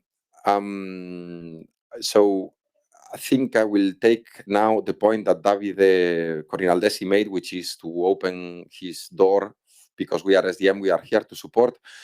And I will say that any channel is welcome to be used when there is a need to support. You can contact the focal points from Eurocontrol to whom you have very surely liaised already with. You can contact, there is an email address for LCIP support from the Eurocontrol side. You can contact the SDM through any of the channels that you might have, through the liaison officers, any contact person you have, you know in SDM, our experts, which also come from the industry. Any channel is suitable if you need support, and we will be delighted to do so if there is a need. I hope this addresses the question. And then I want to know if there's any other question. No more questions. All right. Well, thank you. Thank you for the questions and for the participation. I just want to, let's say, to wrap up with several elements, which are start with the fact that the recording of today's session will be emailed to all of you. This information, this email will contain also the guidance material, which will be largely based on the replication of the slides which were shown today, so that you can either consult the recording or the material if needed. And now I also want to thank the presenters, to Maria Gracia, to the 3 liaison officers, to Luke, Jakub, and Francis, to the experts who supported me today in well explaining, I hope so, well explaining the characteristics of the monitoring exercise that we are doing, to Veronique from Eurocontrol, showing the good spirit, the good collaboration that we are doing together. I also want to thank our support for today, to Cliff, Imane, and Simona for the smooth running of the event, and to all of you who actively participated in the webinar today with your attention and your questions. And I want to conclude to say that in my name, and also in the name of all the members of the SDM, that above all, we want to thank all of those who participate in this exercise of data gathering, delivering together the SDP Monitoring View 2021. Thank you, and have a good day.